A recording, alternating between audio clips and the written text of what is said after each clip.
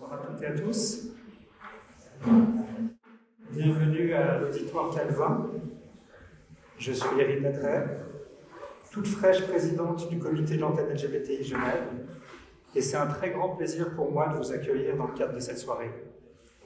La soirée qui est intitulée « Ai-je un corps? Suis-je un corps ?» L'antenne LGBTI Genève est née il y a 6 ans.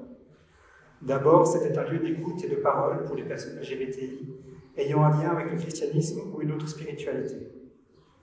Il y a exactement une année, nous avons été reconnus et établis comme ministère cantonal pour les thématiques LGBTI au sein de l'Église protestante de Genève. Nous avons un double rôle.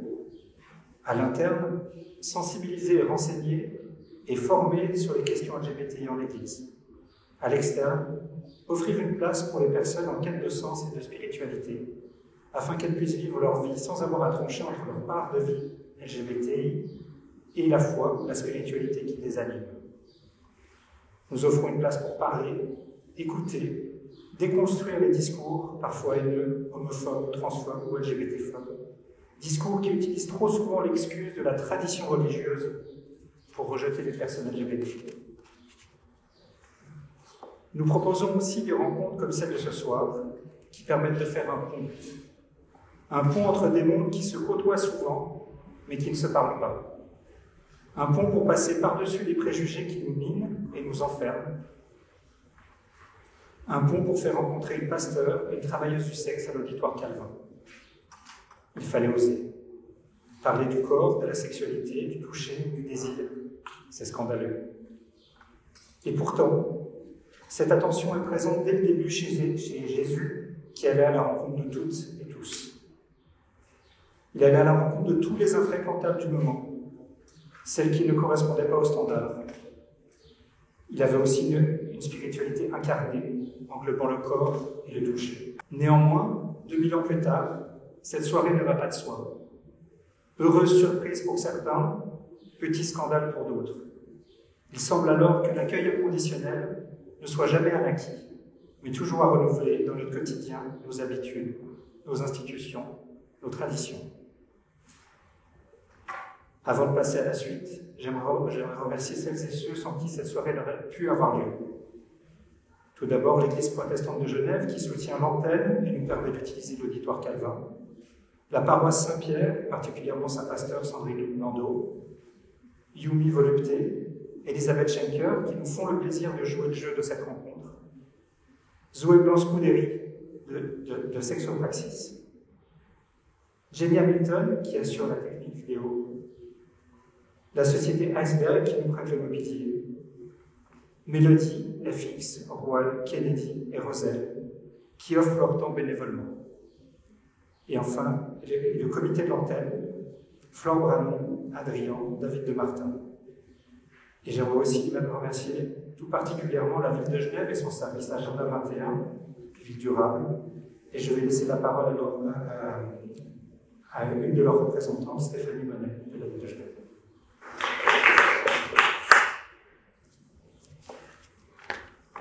Alors, bonsoir et bienvenue à cette soirée proposée par l'antenne LGBTI Genève en collaboration avec le service Agenda 21 Ville durable de la ville de Genève et Sexopraxis. Donc, cette soirée fait partie du programme de la campagne contre l'homophobie, la biphobie et la transphobie de la ville de Genève, une campagne de sensibilisation qui a lieu chaque année depuis 2013 autour de la Journée internationale multiséxuelle. Donc, chaque édition explore un thème différent à travers un affichage public en grand format dans les rues genevoises et à travers des rencontres et des actions de sensibilisation, comme ce soir, élaborées avec de nombreux partenaires associatifs et institutionnels. Donc la campagne 2022, intitulée « Nos corps, nos fiertés », célèbre la diversité des corps LGBTIQ+, des corps queer et de tous les corps qui enfreignent les normes dominantes de genre et de sexualité. Les 6 visuels qui composent cet affichage veulent rendre visible cette diversité de manière positive et affirmée, à travers le travail d'un collectif d'artistes, des personnes concernées et alliées, rassemblées par le Festival, le partenaire principal de cette édition. Donc leur œuvre colorée exprime fierté et joie et montre comment l'autodétermination est source d'épanouissement, de liberté et de force. Ces illustrations jouent avec les codes de genre et nous invitent à voir les corps au-delà des normes, tout en mettant en lumière d'autres sources d'oppression au sein et au-delà des communautés LGBTQ+, comme la question du handicap, du racisme ou encore de la grossophobie. Donc je souhaite ce soir remercier et féliciter pour leur talent ces artistes, Mouniti, Linda Kocher, Larry Medawar, Nigel Panasco, Naïma Mollet et Roman M. Zelez, ainsi que le festival pour cette magnifique collaboration. Merci également à Chelsea Goffet pour la réalisation graphique de cette campagne. Donc, grâce à l'ensemble de ces talents, les corps individuels deviennent un corps collectif qui se dresse contre les discriminations et les violences. Donc, je vous invite à découvrir ces œuvres dans nos rues jusqu'à dimanche et vous avez des affiches à disposition ici, servez-vous autant que vous. Donc on arrive bientôt au terme de cette campagne qui a été riche en discussions et réflexions, comme le 10 mai dernier lors du vernissage de l'exposition Nos corps, nos fiertés, encore visible à l'année jusqu'à dimanche. Soirée qui a été l'occasion d'explorer différentes voies pour rendre visible l'invisible, comment représenter les corps queer et ce, de manière adéquate et respectueuse. Ou encore, lundi dernier, nous avons eu le plaisir d'accueillir l'écrivain et philosophe Alexandre Julien afin d'aborder les enjeux et discriminations qui touchent les personnes LGBTIQ+, en situation de handicap. Donc se déroulent encore ce week-end les ateliers d'écriture animés par l'artiste Clint, atelier qui propose de déposer un regard poétique sur les corps, d'exprimer les mots du corps ou encore de mettre les corps en mots. Mais malheureusement pour les personnes qui ne se sont pas inscrites, ces ateliers sont complets et nous nous réjouissons d'en découvrir le résultat. Vous en saurez plus tout bientôt. Donc tous les visuels, toutes les informations, vous les trouverez sur le site de la campagne 17mai-genève.ch. Donc un grand merci à l'antenne LGBTI Genève et à toute son équipe pour la proposition de cette soirée qui s'annonce très enrichissante. Merci pour leur promptitude à nous proposer toujours des formats étonnants ainsi que des angles de discussion encore insolites. Merci aux intervenants de ce soir, Yumi Bolité et Elisabeth Schenker, ainsi qu'à Zoé Blanc-Scuderi et Adrienne Stiefel, en charge de la modération. Nous nous réjouissons de vous écouter. Et pour finir, encore un grand merci à toutes les personnes qui ont participé à l'organisation de cette campagne. Merci au festival et à l'Armée Medawar en particulier pour cette merveilleuse collaboration autour des affiches et de l'exposition. Merci aux artistes et aux invités qui font briller cette campagne. Et merci à l'ensemble de nos partenaires. Au service Égalité et Diversité de l'Université de Genève, à l'antenne LGBTI Genève bien sûr, à Asile LGBTIQ+, à Dialoguer et au Refuge Genève, à l'Estime, à Network Genève, aux trajectoires non binaires, à la Maison du quartier des Paquis et au service industriel de Genève. Donc, je vous souhaite une belle soirée. Merci d'être là et d'avoir bravé ce dôme de chaleur pour venir. Merci.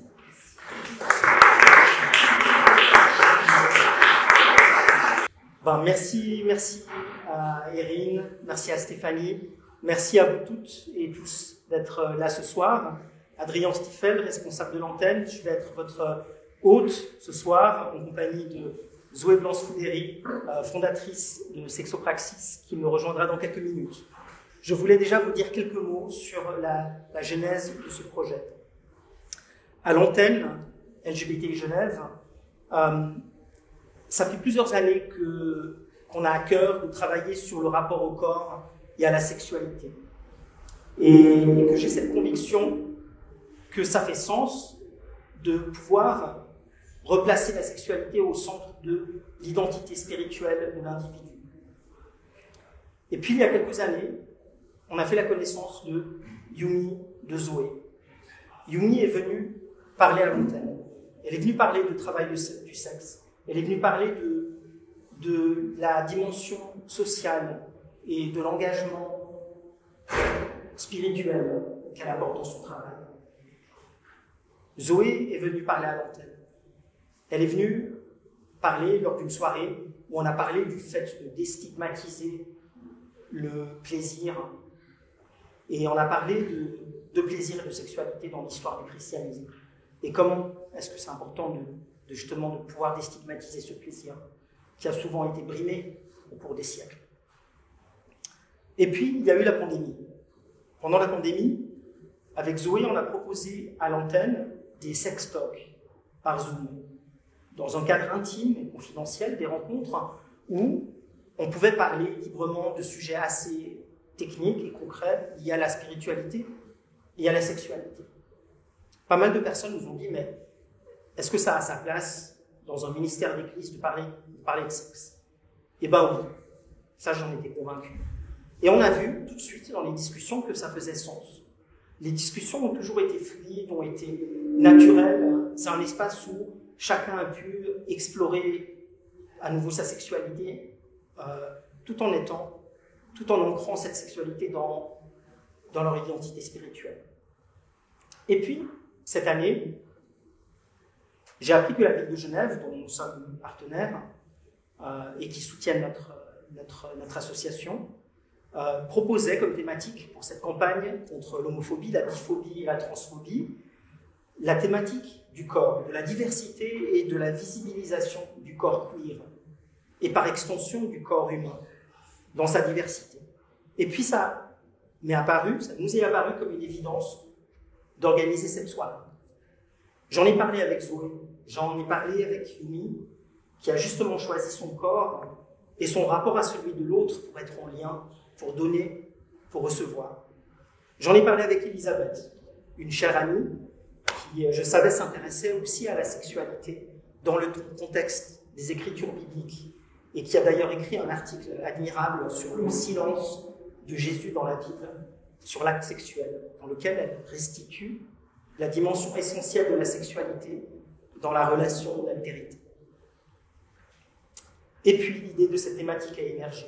Conduire ces deux femmes que tout oppose selon le regard social dans un parcours exploratoire sur leur corps et leur âme. Elles ont accepté. Nous voici aujourd'hui ensemble. Un dernier mot sur le lieu où on se trouve, l'auditoire Calvin, berceau du protestantisme. Vous êtes ici dans la chapelle où Jean Calvin a enseigné.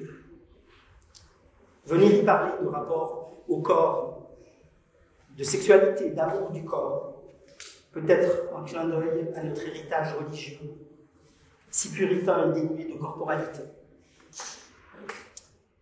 J'aimerais aussi rendre un hommage à quelqu'un d'autre. Elle s'appelle Grisélie d'Israël, marraine des travailleurs et travailleuses du sexe, figure emblématique de la lutte pour leurs droits. Écrivaine, peintre, travailleuse du sexe, aujourd'hui enterrée à 100 mètres de Calvin, au cimetière des Bois. Alors, de notre bas monde, où que vous soyez, Jean Calvin, Grisélie d'Israël, que cette soirée vous soit consacrée. Et j'invite Zoé à me rejoindre.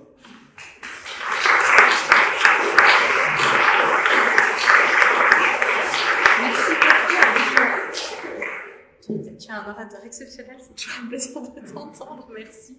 Merci encore pour l'invitation, c'est vrai qu'on collabore depuis plusieurs années, c'est une amitié qui est née et c'est à chaque fois un honneur et un vrai plaisir de pouvoir mêler nos chemins et nos centres d'intérêt pour la spiritualité et pour la sexualité. Merci beaucoup.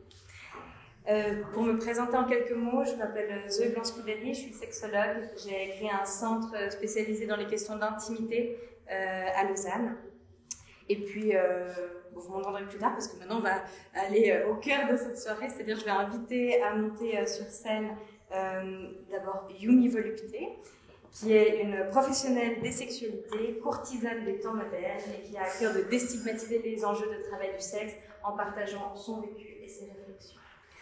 Et je vais aussi inviter Elisabeth Schenker, qui est ergothérapeute de formation, théologienne et pasteur, qui travaille comme aumônière en psychiatrie et qui se passionne pour l'analyse existentielle. Je vais vous inviter à prendre place, chacune sur un fauteuil.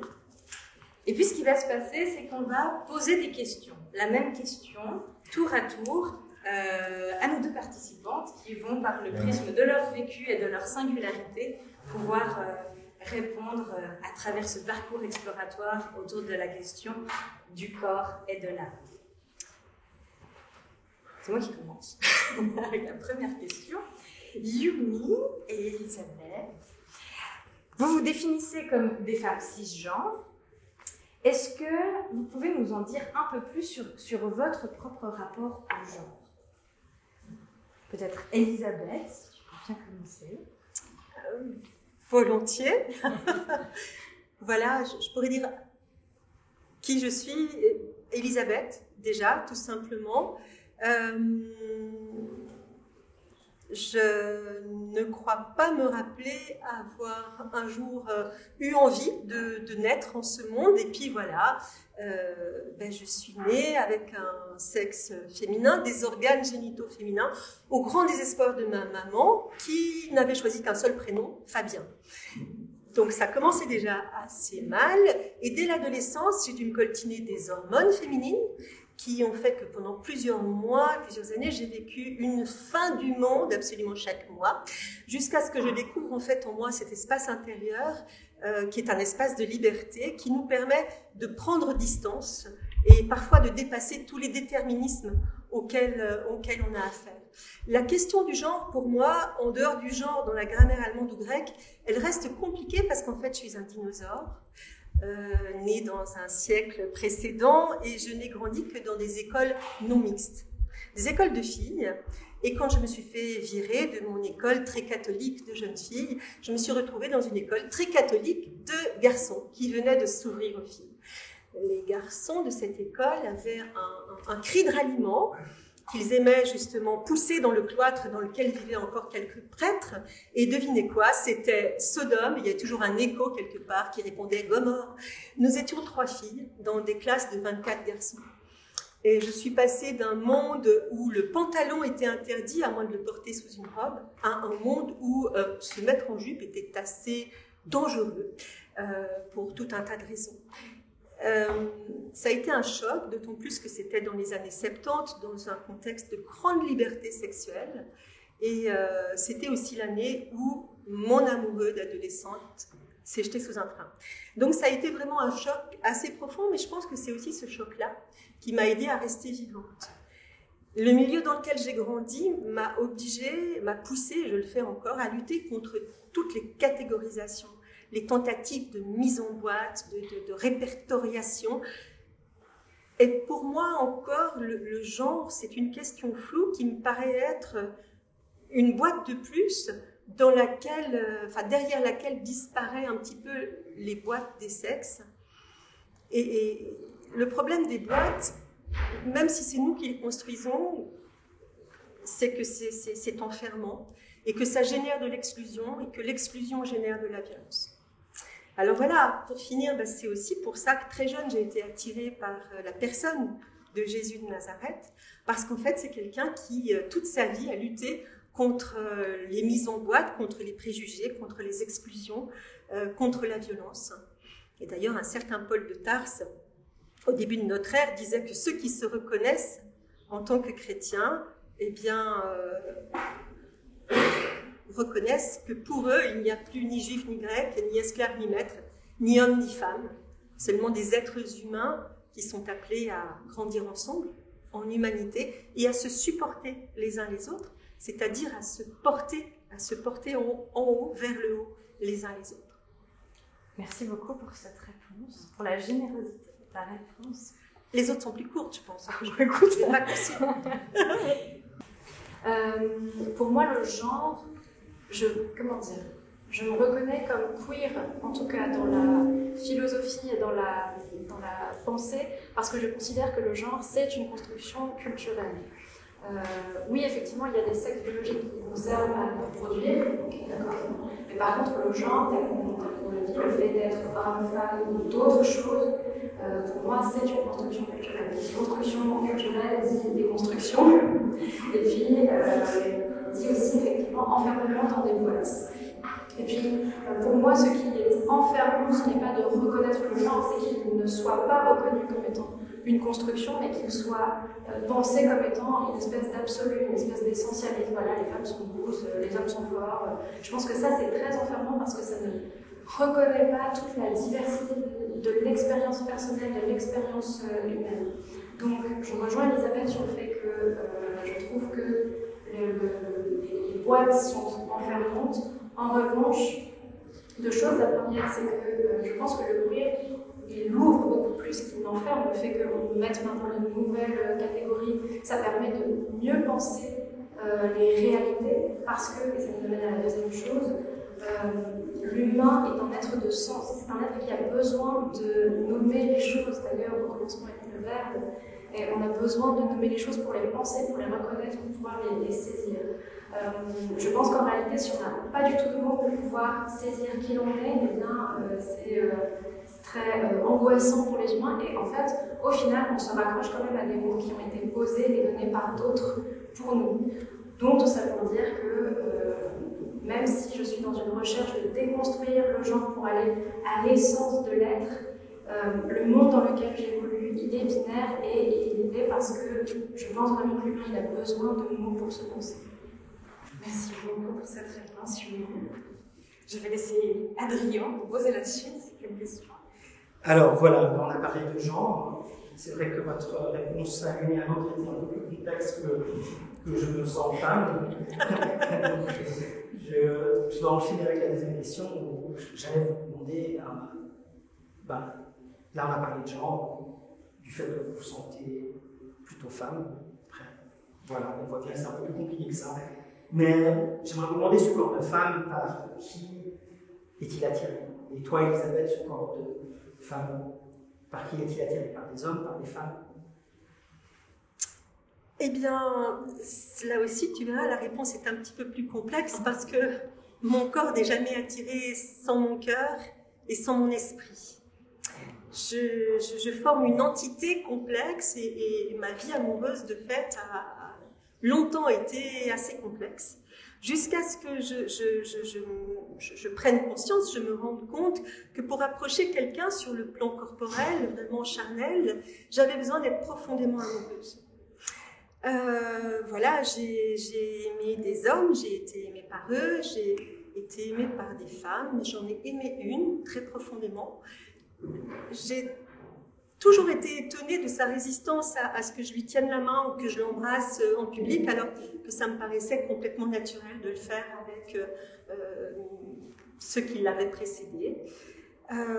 Voilà, quand j'entre en amour avec quelqu'un, c'est avec une personne que j'entre en amour, indépendamment finalement de toute autre considération. Ce qui m'a attiré chez les personnes que j'ai aimées, c'est leur qualité de présence, leur voix, leur qualité d'être, l'authenticité de la relation, bien plus que la dimension physique, en fait. Et de plus, je crois vraiment que cet élan, qui reste un mystère, qui nous pousse vraiment tout entier vers un autre, qui est unique, eh bien, ça vient de bien plus grand que nous. Merci, Elisabeth. Et je passe la parole à Émilie. Je pose la même question. Par qui ton corps est-il attiré? Eh bien, je rejoins Elisabeth sur le fait que je suis attirée par des gens et pas par des genres, à la différence que on peut tout à fait être attiré sans que mon cœur, mon âme soit aussi attiré. Donc voilà, je pense. Alors c'est moi. Elisabeth, oui, je suis toujours la première à répondre. Je vais changer. J'aimerais que tu nous parles un petit peu du rapport entre ton corps et ta spiritualité, si tu veux bien. Plutôt la question, quel est le lien entre ton corps et ta spiritualité? Déjà, je vais expliquer ma spiritualité parce que c'était pas aussi évident que quelqu'un qui est pasteur. Moi, on va dire, comment dire ça? J'ai pas découvert la spiritualité récemment, mais j'ai réussi à donner du sens à des choses que je sentais déjà en moi qui étaient un peu des choses insaisissables et tourbillonnantes par justement cette voie de la spiritualité. Notamment, j'ai beaucoup cheminé avec Zoé pendant le confinement où on s'est questionné sur plein de choses, dont la spiritualité. Et puis, suite à ça, il y a des espèces d'évidences qui me sont apparues. C'est-à-dire que moi, là, je n'y croyais pas, et puis Dieu, ça ne m'intéressait pas. Et grâce au cheminement que j'ai pu faire avec Zoé, déjà la notion d'âme, elle m'est apparue. J'ai compris vraiment ce que ça voulait dire et je comprenais qu'en fait, oui, j'y crois, c'est juste que je pensais que l'âme c'était une chose et que j'avais d'autres croyances, et en fait non, tout est lié, donc encore une fois, et puis aussi, eh bien, j'ai vécu des deuils qui ont, contre toute attente pour ma part, qui ont assis ma foi, malgré toute la tristesse et puis tout l'impromptu de ces événements. En réalité, ça m'a fait aimer davantage la vie, ça m'a fait me sentir reliée à des choses plus grandes, et à me dire, mais oui, la vie a un sens, l'amour n'est qu'une continuité, je suis ici pour faire des choses qui sont magnifiques, et tout cela nous amène au corps. Je suis donc une âme, et je crois au fait que mon âme, elle va continuer, je crois au fait que, voilà, il y a un grand dessein dans tout cela, et ici et maintenant, mon âme a choisi de s'incarner, et si je suis ce corps, alors je dois rendre hommage à ce corps. Si mon âme, elle a choisi d'être dans cette densité-là d'incarnation, eh bien, c'est parce qu'elle a des choses à y vivre, et si je ne vis qu'une vie de désespoir, de tristesse, et de maltraitance envers mon corps, alors je n'aurais pas compris le sens de cette incarnation-là, je n'aurais pas compris ce que mon âme est venue y faire. Donc, pour moi, honorer l'incarnation et honorer l'incarnation aussi par le plaisir, parce que c'est toutes les palettes que notre corps peut offrir, et puis le plaisir est beaucoup plus agréable que la souffrance, et bien pour moi, ça, c'est honorer le divin et c'est honorer le dessein de mon âme à être plus incarné ici. Merci beaucoup. Elisabeth, je te pose la même question. Quel est le lien entre ton corps et ta spiritualité? Alors d'abord, merci à Yumi, c'est toujours très beau. Enfin, pour moi, ça me touche beaucoup d'entendre quelqu'un parler de cette sphère très intime qu'est la spiritualité. Mais il n'y a pas cette... je ne vis pas ma spiritualité indépendamment de mon corps là non plus. Hein. Beaucoup de religions et de philosophies d'ailleurs ont contribué à diaboliser en fait le corps, c'est-à-dire à créer une division à l'intérieur de nos êtres qu'on a toujours beaucoup de mal à dépasser. Ce qui est quand même un comble hein, quand on se reconnaît en tant que chrétien, parce que justement, comme le disait Erin tout à l'heure, nous sommes au bénéfice d'un Dieu qui s'est incarné, d'un Dieu qui a vraiment pris corps, qui est venu dans la matière. Le spiritus, c'est l'esprit, c'est le souffle qui vient animer la matière, et sans matière, l'esprit, il ne sert à rien en fait, il n'a pas de but. Voilà, que dire, mon corps d'une manière plus personnelle, pour moi, est vraiment le lieu par excellence de l'expression de mon inconscient. C'est-à-dire qu'il dit de moi des choses que j'ignore ou que je préfère ignorer. C'est une partie de moi qui ne connaît pas le déni, qui ne ment jamais. C'est vraiment pour moi quelque chose contre quoi viennent se cogner absolument toutes mes histoires, tout mon imaginaire. Le corps, c'est le réel. C'est vraiment voilà, le réel, c'est ce contre quoi on se cogne. Et en fait, c'est comme ça que j'avance, avec ce dialogue intérieur à différents niveaux. Et c'est ce qui m'aide en fait à assumer qui je suis, qui je deviens, à avancer dans ma quête de sens, et puis à grandir aussi dans mon rapport aux autres, dans mon rapport au monde. Une petite anecdote par rapport à cette question du rapport entre le corps, la spiritualité, le côté plus matériel, le côté immatériel qu'on a souvent tendance à séparer encore. Un jour où mon fils m'attendait pour manger, il m'a interpellée en disant « Dis donc, qu'est-ce que tu fais ?» Puis je suis descendue en disant « Écoute, excuse-moi, je suis en train de travailler un texte biblique, là, puis j'y arrive pas, il va falloir que je prêche sur la résurrection des corps, et je sais pas du tout quoi dire. » Puis il me dit « Bon, je vois pas pourquoi tu te prends la tête, maman, tu sais, un corps, c'est fait d'atomes, et les atomes, ça ne meurt jamais. » Ce que je regrette encore aujourd'hui, c'est qu'il ait refusé d'aller prêcher à ma place le dimanche dernier. Merci. Prochaine question pour Yumi. On va parler un peu de sexualité. J'aimerais te demander en quoi est-ce que la professionnalisation de la sexualité a changé ton rapport à ta sexualité. Eh bien, déjà, ça m'a donné accès à un plus grand nombre de partenaires, de fait, et aussi comment dire, ça a orienté ma sexualité qui était à la base faite sur le désir, on va dire. J'avais des rapports sexuels avec des personnes parce que je les désirais, et soudain j'avais des rapports sexuels avec des gens qui pouvaient me désirer, bien souvent le désir, mais moi pas forcément. Et donc déjà de base, ça a orienté ma sexualité sur le fait qu'elle n'était pas forcément sous l'égide du désir. Et ça m'a permis donc d'avoir ces rencontres sexuelles-là avec des gens que je ne désire pas, que je ne connaissais peut-être pas forcément, et pourtant de les rencontrer vraiment d'un point de vue sexuel, d'un point de vue humain, et parfois même au-delà de l'humain. Donc ça m'a permis à la fois de pouvoir explorer ma sexualité, mais aussi de donner un autre sens justement à qu'est-ce que c'est que la sexualité si on ne la fait pas juste entre amoureux et amoureuses, au-delà du couple et même au-delà du désir.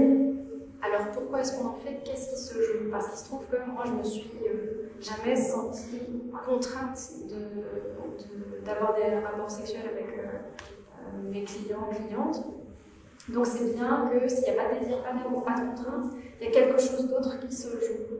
Et je pense que ça a beaucoup contribué aussi à donner encore plus de sens à la sexualité. Et je pense que c'est ça aussi qui a fait que la notion de spiritualité, ou ce qu'il y a derrière la spiritualité, a rejoint aussi cette notion de sexualité. J'en parlerai plus tard. Du coup, moi, Elisabeth, de te poser une question. En quoi est-ce que la professionnalisation de la foi a changé ton rapport à Dieu? Quand s'est dessinée pour moi la possibilité de devenir pasteur un jour, j'ai fait un deal avec Jésus. Je lui ai dit, écoute, si tu veux vraiment que j'y aille, débrouille-toi pour que je puisse dire au monde que oui, la vie vraiment vaut d'être vécue. C'est mieux comme ça. Voilà. Pour que je puisse dire oui, la vie vaut vraiment d'être vécue malgré tout, et qu'elle est belle à vivre dans toute son épaisseur, sinon j'y vais pas. Donc finalement j'y suis allée. Mais je n'ai pas professionnalisé ma foi en fait. Ce que j'ai professionnalisé, c'est mon master de théologie. C'est de là que je prêche quand je suis amenée à prêcher en fait. Et c'est vraiment à la fac que j'ai appris à mettre un petit peu d'ordre dans mon chaos intérieur, à clarifier mon rapport aux autres, mon rapport à moi-même, mon rapport au monde, mon rapport à Dieu. C'est là où j'ai appris à rendre compte de ma foi, à dire je ne sais pas, ce qui n'est pas rien. Je crois que ce qu'on peut dire à la fin d'un master de théologie, c'est qu'enfin on a appris à dire ben voilà, je ne sais pas. Mais ce n'est pas ma foi qui a été professionnalisée du tout. En fait, quand je rencontre quelqu'un dans le cadre de l'aumônerie, ce n'est même pas ma foi qui compte, c'est la rencontre avec l'autre, et c'est vraiment la gratuité de cette rencontre. Parce qu'en fait, la gratuité, c'est le signe par excellence de l'Évangile, en ce sens que tout simplement, l'amour de Dieu pour chaque être est totalement gratuit. Et ça, pour moi, c'est vraiment au cœur de mon ministère. J'ai la chance de travailler dans une église, qui est l'église protestante de Genève, qui me paye pour que je puisse rencontrer des gens, accompagner des gens qui sont en souffrance. Et c'est grâce aux dons que cette église vit, c'est grâce aux personnes qui donnent de l'argent que je peux justement avoir ce luxe de rencontrer des gens gratuitement et de témoigner ainsi de la gratuité de l'amour de Dieu. Merci.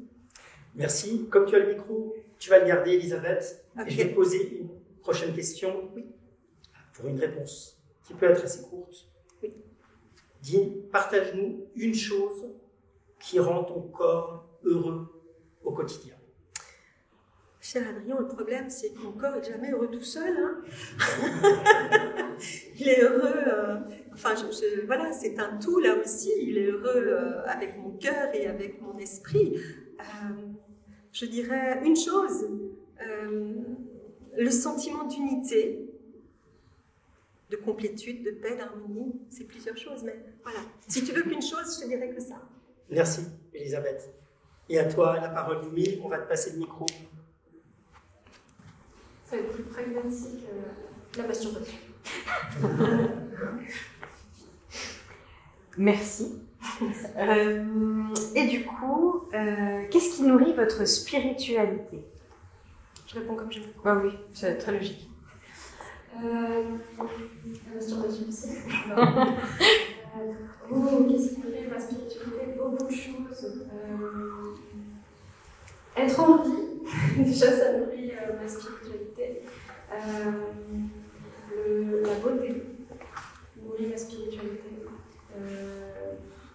Tout, le vivant, en fait c'est être, je pense que vraiment ce truc de être, mais qui semble évident et qui n'est pas si simple en réalité, de juste être en présence là, ça nourrit énormément ma spiritualité, de me dire je suis là, ici, maintenant, je suis ce corps, ici et maintenant, et je suis dans ce monde, je parle cette langue, je rencontre des gens, juste de m'arrêter et d'être et de voir, ça me fait sentir en connexion avec tout en étant ici et maintenant, c'est l'incarnation.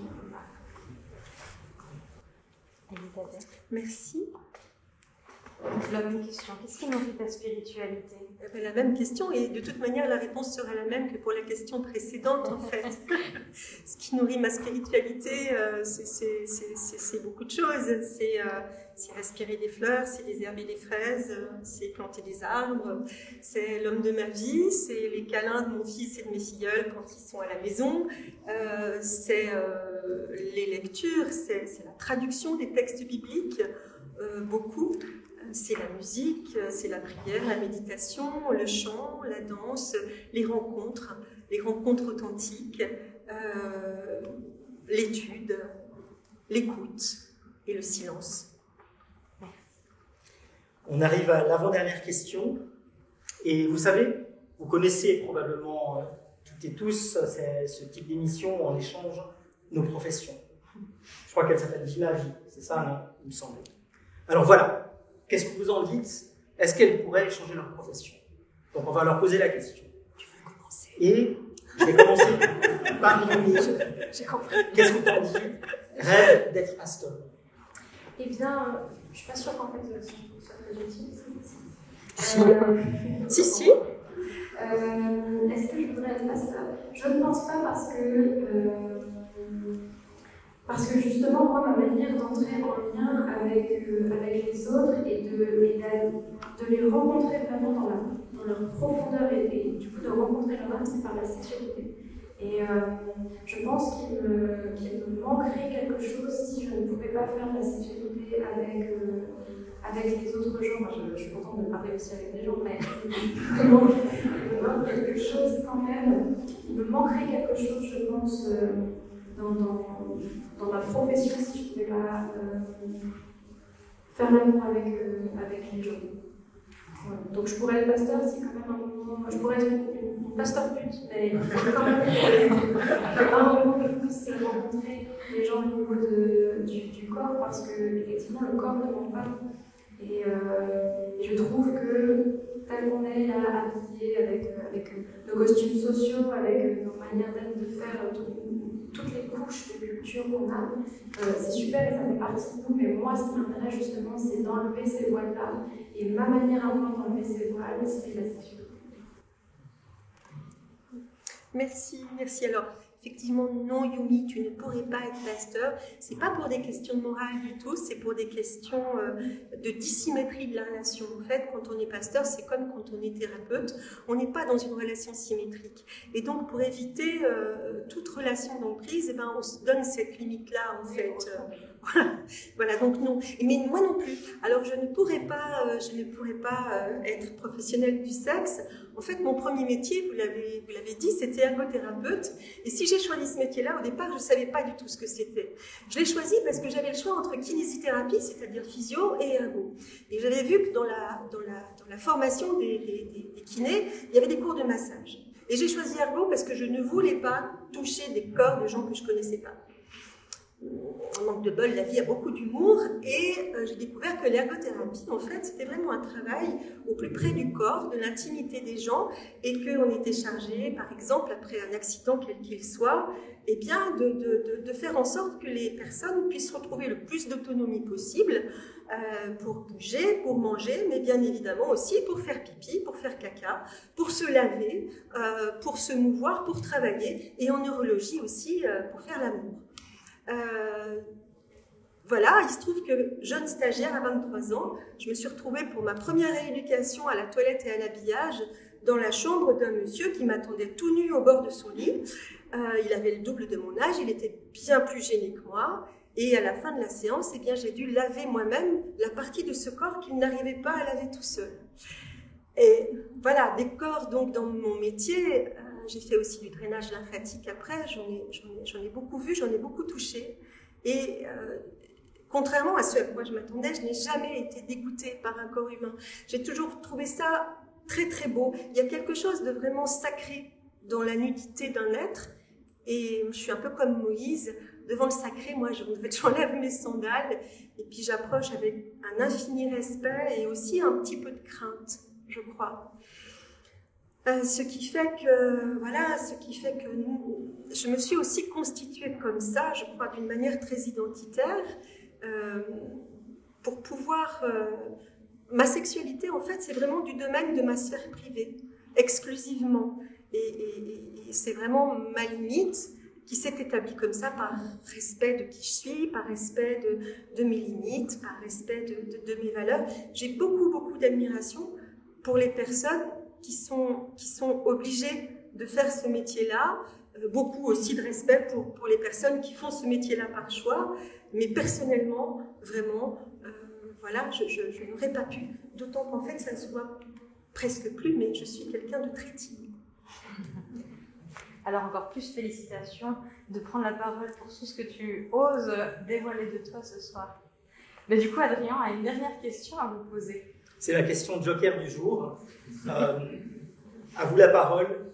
Si vous souhaitez poser une question, quelle qu'elle soit, à l'autre, donc Yumi à Elisabeth, Elisabeth à Yumi, c'est le moment. Oui, alors du coup, Yumi, tu avais raison. Une question est venue. Et vous regardez. Il m'arrive de ne pas avoir envie du tout d'aller bosser. Comment tu fais, toi, quand tu n'as pas envie de bosser? Tu reportes tes rendez-vous ou tu y vas quand même?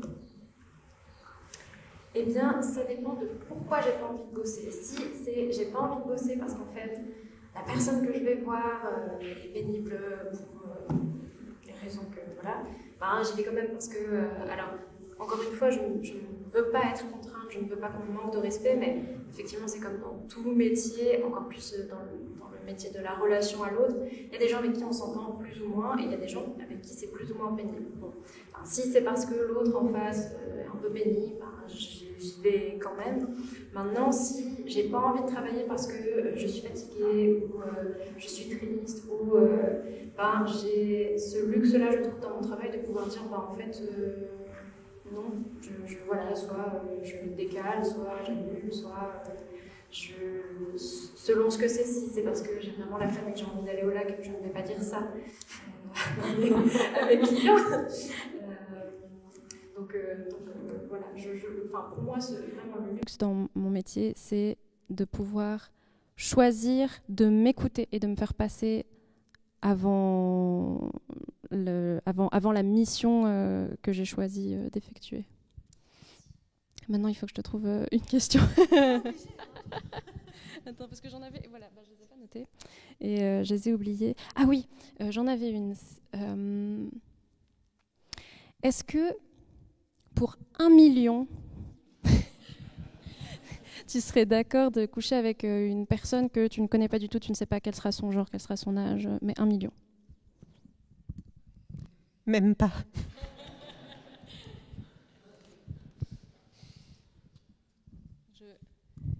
J'ai posé cette question parce que parfois, avec des gens qui disent « moi, jamais je pourrais me prostituer », parfois, la notion de contre quelle somme et dans quelles conditions, ça peut changer.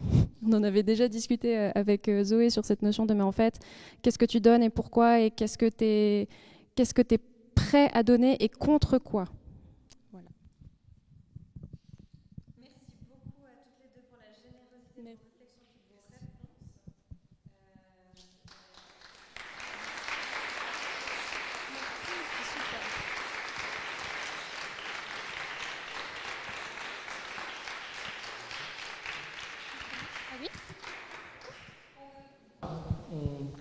passer à la deuxième partie de cette rencontre.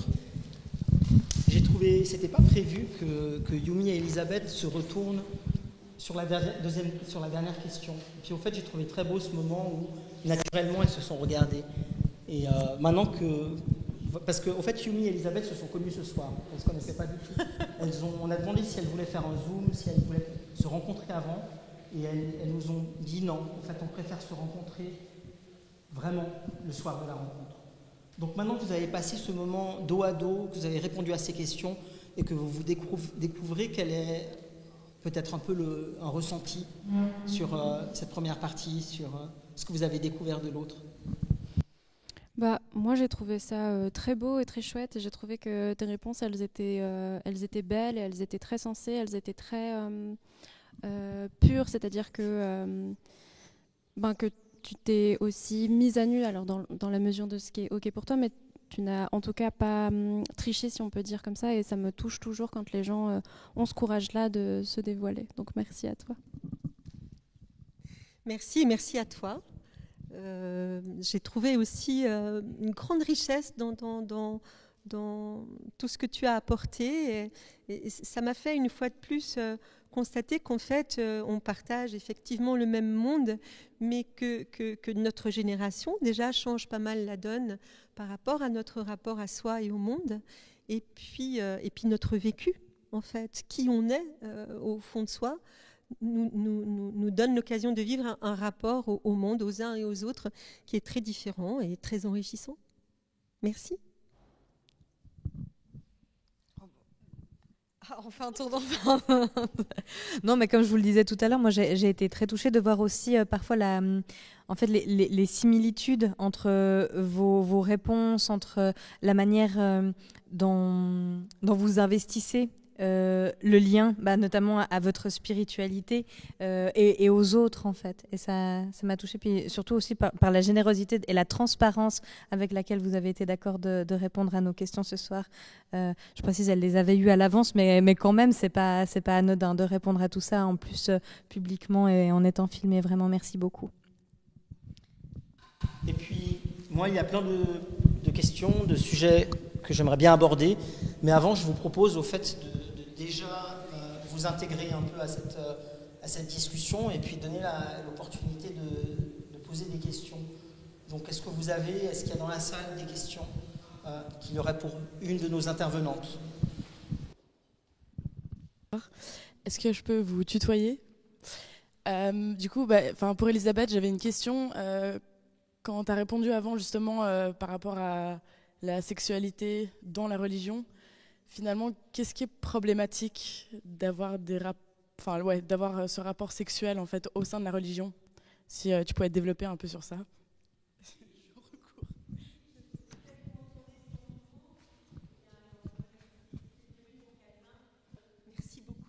C'est le plaisir et le fait que très tôt, la philosophie, même avant les religions, avait diabolisé ce rapport au corps et ce rapport au plaisir. La question du péché dont on parle beaucoup, en fait, et qui entache la sexualité encore de nos jours, elle a été inventée par un homme, par saint Augustin, et il en parle dans ses confessions. En fait, après avoir été manichéen, il s'est converti au christianisme. Et il avait dans l'idée que pour être un bon chrétien, il fallait être pur, il fallait un petit peu séparer les choses entre la matière et le spirituel. Mais ça, il avait pris justement du dualisme, du manichéisme. Et il se trouve que malgré tous ses efforts, il s'est rendu compte qu'au bout du 72e jour, il éjaculait la nuit. Pollution nocturne, mais il ne savait pas que c'était la spermatogénèse. Alors, il a développé toute une théologie en disant, mais il y a quelque chose en moi qui me possède. Et quand Yumi disait, je ne pourrais pas être pasteur, alors si, la théologie a besoin de femmes. Moi, je suis profondément convaincue, et c'est Lita Basset qui le disait aussi, que la théologie avait besoin de femmes. C'est comme ça qu'elle m'a convaincue, en gros, à me lancer dans des études de théol, tout simplement parce que cette expérience d'être possédé, les hommes l'ont parce qu'ils ont un corps différent des femmes. Nous, on n'est jamais possédé par rien. Je veux dire, on ne se met pas à bander en voyant quelqu'un. Notre désir est très intérieur. Donc, on n'a pas l'impression d'être possédé par quelque chose qui est plus fort que nous et qui nous dépasse. Oui. Je ne suis pas forcément d'accord. Moi, mon désir, quand je lui fais de la place, il peut tout à fait me posséder.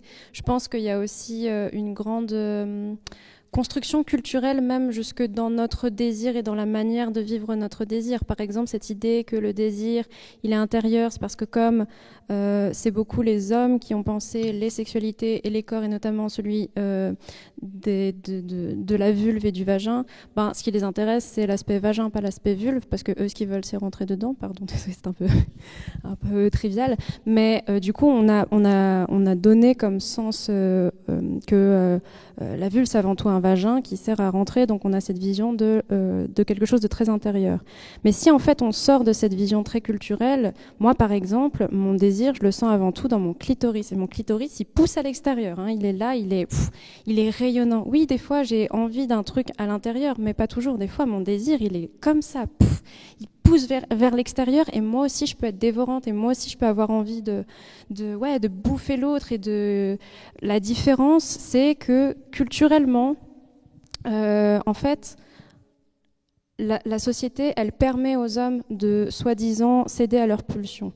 En réalité, si culturellement, j'en sais rien, comme les chiens quand ils savent pas se contrôler, on les castre. Si culturellement les hommes, on les castrait quand ils ne savent pas se contrôler, ben il y aurait beaucoup moins de je cède à mes pulsions, j'ai pas pu, voilà. D'autre part, dans le désir, il y a beaucoup d'enjeux de pouvoir, et pas juste je bande, ou je mouille, ou mon clitoris il est là et puis il a envie d'être léché, d'être touché, d'être tripoté. Il y a beaucoup d'envie de pouvoir, de prendre le pouvoir, ou d'avoir quelqu'un qui prend le pouvoir sur nous.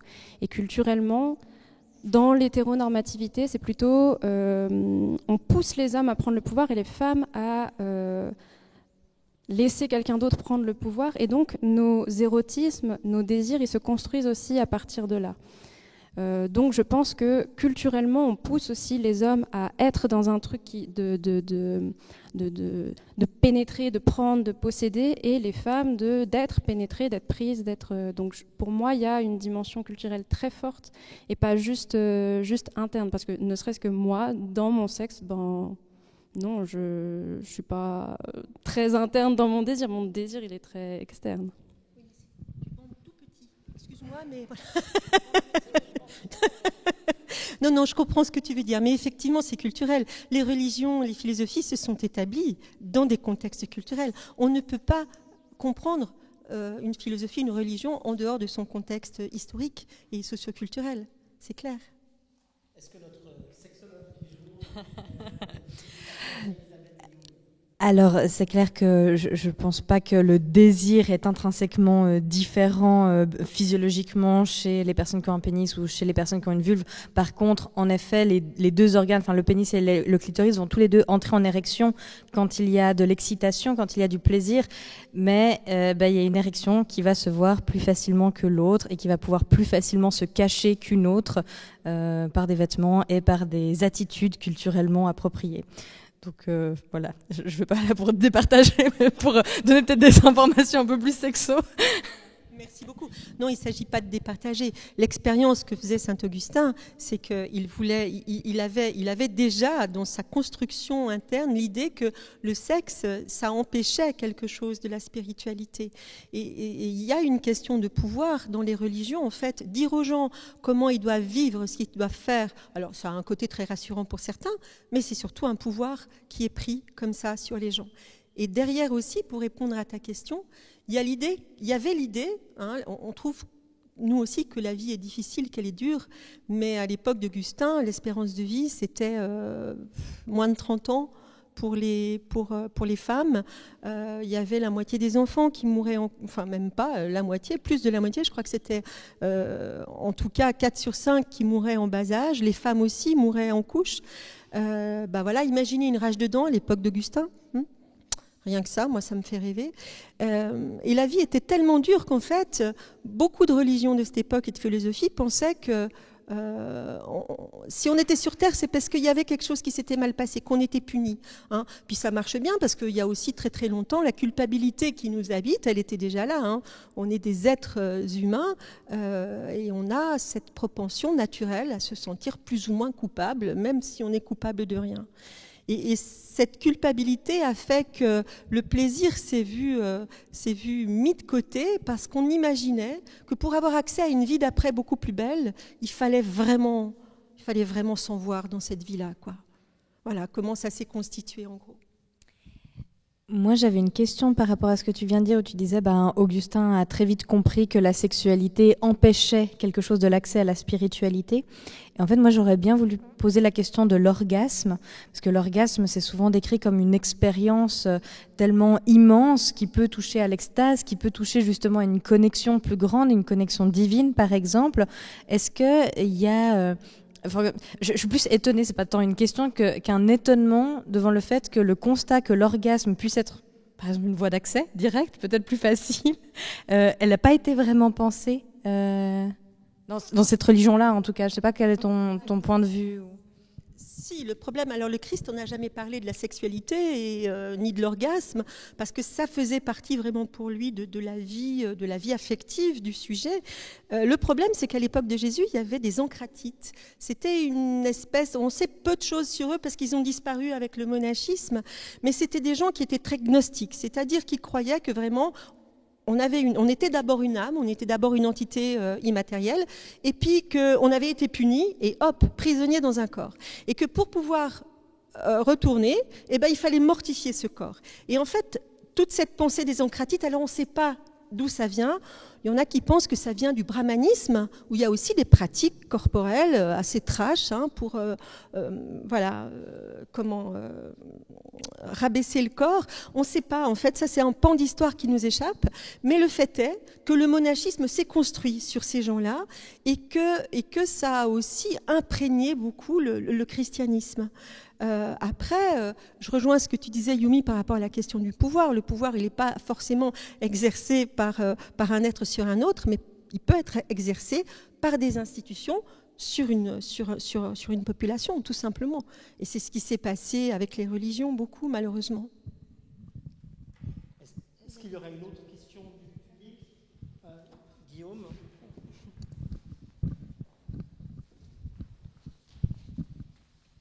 Merci beaucoup, c'est une discussion très intéressante. Je ne peux pas résister parce qu'on est dans l'auditoire Calvin, vous parlez de répression des autorités. On a célébré le 17 mai, comme on fait chaque année, la commémoration de l'exécution de Bartholomé Tessia, qui était ce jeune étudiant piémontais de 15 ans qui a été condamné par les autorités genevoises, qui à l'époque étaient des autorités temporelles et spirituelles. C'était 2 ans après la mort de Calvin, donc on est vraiment en plein dedans, qui a été condamné pour crime de sodomie. En fait, son tort, c'est d'avoir cru son désir partagé, peut-être même qu'il l'avait été d'ailleurs, mais probablement que ses partenaires se sont rétractés. Il avait aussi le tort d'être étranger et d'avoir eu du désir pour des enfants, ou enfin des jeunes plutôt, parce que ce n'étaient pas des enfants, des jeunes de fils d'autorité aussi, puisqu'il était logé chez les Debèze, et que probablement ce qui s'est passé, c'était avec Agrippa d'Aubigné. Donc il y a quand même plein de choses qui se sont mélangées là-dedans. Mais ma question, elle est là, il a été condamné finalement pour son désir, pour l'expression de son corps, peut-être même de son âme aussi. Il a été torturé, donc il a souffert par son corps. Il a été exécuté par noyade. Donc là, évidemment, c'est le corps qui est éliminé pour peut-être libérer l'âme dans l'esprit des personnes qui l'ont condamné. Voilà, et je trouve qu'il y a beaucoup de choses qui se mettent en parallèle par rapport à ça. Et je voulais avoir votre réaction, si vous en avez une, par rapport à ce qui s'est passé, comment ça s'est passé, pourquoi ça s'est passé.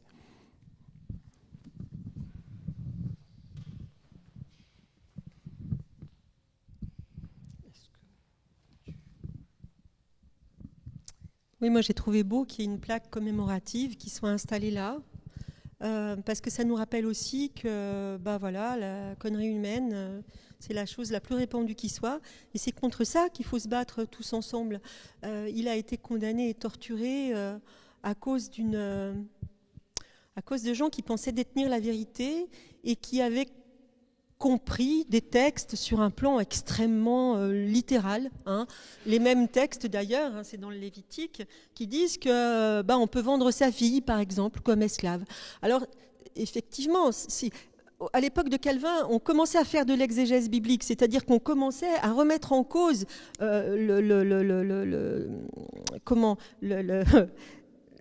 ce qu'il y avait écrit là.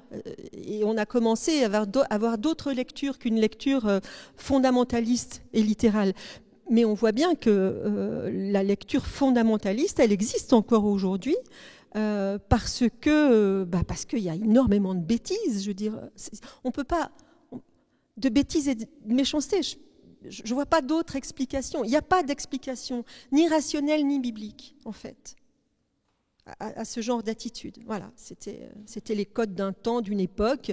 Et moi, je crois vraiment que l'humanité est en marche vers plus de conscience et plus d'intelligence, et de génération en génération. Moi, je crois vraiment qu'on progresse. Mais il y a du boulot encore, c'est clair. Je voulais juste rebondir du coup en fait sur l'autre question que j'avais posée avant. Du coup, si on a conscience que c'est une construction sociale, l'histoire de Saint Augustin que tu as raconté avant, si c'est une construction sociale et que toi, dans ta pratique, tu pouvais inclure la sexualité, est-ce que tu te sentirais moins pasteur ou moins lié à Dieu ou moins... Est-ce que tu te sentirais sale ou est-ce que... comment... Comme je disais à Yumi, quand on est pasteur, c'est comme quand on est thérapeute. On n'est pas dans une relation symétrique avec quelqu'un. Donc, en fait, on a un interdit qui est posé, et ça protège surtout les autres de toute forme d'emprise que nous pourrions avoir.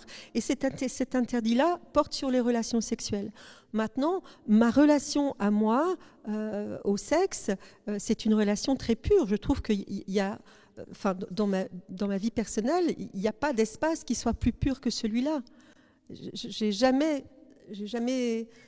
senti que c'était une dimension de moi qui était moins belle qu'une autre.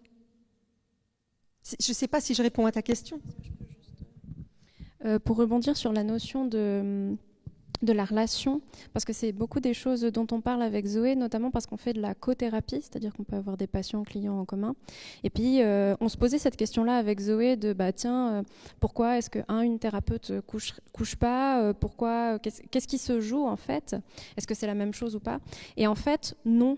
Cette distance-là de ne pas avoir d'interaction sexuelle, elle est nécessaire pour avoir un certain type de relation, tout comme le fait d'avoir une interaction sexuelle avec quelqu'un, d'avoir une relation sexuelle, et vraiment on parle de relation, parce qu'en réalité on peut être le plus mécanique du monde dans la sexualité, il y a quand même des parts de notre nudité qui est là et qui se retrouve, et une part de nous dans la sexualité qui est une part très particulière qui se retrouve. Et on s'est rendu compte avec Zoé, par exemple, dans les patients clients qu'on a en commun, que la relation qu'ils vont nouer avec Zoé ou qu'ils vont nouer avec moi n'est pas du tout la même. Et c'est lié justement au fait que ce qui se joue quand on va voir un ou une thérapeute n'est pas du tout la même chose que quand on va voir un ou une travailleuse du sexe, parce qu'avec un ou une thérapeute, on a besoin en fait de cette distance-là pour qu'il se passe quelque chose dans la relation. C'est ça aussi qu'on recherche, alors qu'avec un ou une travailleuse du sexe, justement, on cherche à réduire cette asymétrie. Elle est quand même là, mais un de mes rôles à moi, c'est aussi de gommer cette asymétrie. Et puis de créer une relation la plus proche possible. Et en fait, s'il y avait de la sexualité, par exemple Zoé, désolée, je te prends comme exemple, mais si Zoé interagissait sexuellement avec ses patients-patientes, thérapeutiquement, il ne se passerait pas la même chose. Et vraiment, encore une fois, on voit la différence entre les parts de tes patients que tu vois, qui ne sont pas celles que moi je vois, et toi tu as accès à des parts de ces personnes-là auxquelles moi je n'ai pas accès, mais moi j'ai accès aussi à d'autres parts. Et tu me compléteras, mais on s'est rendu compte que du coup, c'est comme dans le reste de la vie en fait. On n'a pas la même relation avec son amoureux, amoureuse, avec son frère, sa sœur, avec ses amis. C'est pas les mêmes parts de nous qui sont en jeu ou qu'on va montrer. Et puis c'est la même chose avec la relation avec un ou une thérapeute ou avec une travailleuse du sexe. C'est pas les mêmes parts de nous qu'on vient montrer. J'ai l'impression que là, en tant que professionnel de la spiritualité, de la sexualité ou de la thérapie, en fait, on a accès à chaque fois à des zones de vulnérabilité et d'intimité très précieuses des individus, mais c'est comme si le chemin pour accéder à cette vulnérabilité, il n'était pas le même. Ça ne veut pas dire que c'est pas la même intensité d'intimité, c'est juste que c'est pas par le même chemin et que les personnes viennent, par exemple, me voir parce qu'ils sont dans une souffrance relationnelle ou psychique. Là, en l'occurrence, je suis sexologue, alors en lien plutôt avec leur relation et leur sexualité, que ce soit des personnes qui viennent faire appel à quelqu'un pour aller se rencontrer au niveau de la foi, de la spiritualité, qui est aussi une zone très intime, ou au niveau de la sexualité, de la demande de connexion, de plaisir, de relation. À chaque fois, il y a des choses très intimes qui sont mobilisées, mais c'est pas forcément les mêmes. Les gens me parlent pas forcément de leur spiritualité, comme j'imagine qu'ils ne te parlent pas forcément de leur sexualité. Ah oui, je dis pas forcément, je veux dire, moi aussi je peux parler de spiritualité, de sexualité, mais je pense qu'on a toutes les trois, par exemple, ces accès à peut-être d'autres zones, mais que notre voie pour y accéder en premier, ça va être notre étiquette professionnelle. Moi, je vais d'abord leur parler, en tout cas les écouter. Enfin, moi, je vais d'abord les écouter, en fait. Peut-être que toi, par exemple, tu vas d'abord les toucher. Peut-être que tu vas d'abord les rencontrer justement au niveau de leur vie spirituelle, de leur foi, de leurs croyances. Puis qu'après, ça va nous ouvrir tout un tas de portes vers d'autres dimensions aussi. C'est juste la porte d'entrée qui n'est pas la même. Puis après, ce qui peut se jouer dans cet espace qui est forcément conditionné. En effet, même s'il y a des patients qui peuvent avoir de l'attirance pour moi, je ne vais pas avoir de relations sexuelles avec eux. Et comme tu disais, même quand on n'a pas, t'en as quand même. Enfin, même si tu n'as pas de désir pour tes clients, tu vas quand même avoir des relations sexuelles avec eux. Donc, c'est sûr que cette asymétrie-là, elle peut se retrouver dans pas mal d'endroits. Il y a une chose que je trouve intéressante aussi, c'est... Là, c'est vrai que tu parles de la dimension différente que vous trois apportez dans le service, dans l'accompagnement de l'autre. Et c'est vrai que moi, par exemple, en tant que dans ma charge de ministère à l'Église, et en m'occupant d'un ministère LGBTIQ+, donc qui s'adresse aussi à des personnes de la communauté LGBT, je me suis, dès le début, souvent trouvé face à des accompagnements et des personnes qui demandaient mon écoute, où je me suis improvisé un rôle entre un pasteur et un sexologue, en réalité. Et où je me suis retrouvé très très vite avec des questions extrêmement techniques et précises liées à de la sexualité et liées à des pratiques sexuelles, où on s'attendait aussi que j'ai cette écoute en tant qu'autorité d'église qui a aussi cette dimension d'accompagnement spirituel. Et c'est vrai qu'au début, c'est quelque chose que j'ai aussi moi-même appris un petit peu à gérer, et puis à voir que dans ma fonction, où je me suis aussi, je pense qu'une des raisons pour lesquelles on a souvent, on a pris un peu ce rôle peut-être de sexologue, et aussi peut-être que j'ai, dès le début, ancré aussi mon ministère, a été vraiment basé sur mon vécu et sur mon témoignage personnel. Et beaucoup de personnes, moi j'ai toujours été libre de parler de mon vécu et de mon rapport aussi à la sexualité. Et je pense que ça a facilité peut-être cette aisance de pouvoir en parler. Mais par contre, je couche pas avec les personnes que j'accompagne. Je vois aussi beaucoup dans mon entourage et en ce qui me concerne que pour les relations, on fait des petits bouts de chemin avec des gens pour lesquels notre corps est attiré par ces personnes. Et après, souvent, on se sépare, en tout cas dans mon cas, et dans mon entourage aussi. Peut-être dans notre génération, il y a moins de relations à long terme. Peut-être qu'il vient aussi du fait que les gens se marient peut-être moins maintenant. Et aussi peut-être dans le cas des personnes LGBT, le mariage n'était pas ouvert pour elles jusqu'à il n'y a pas si longtemps. Après, je vois ces ruptures comme faisant partie d'un cheminement spirituel. Mais par contre, ouais, j'aimerais bien si vous pourriez parler de ça, peut-être les 2 ou les 4, et si vous pouvez m'éclairer à voir du sens dedans.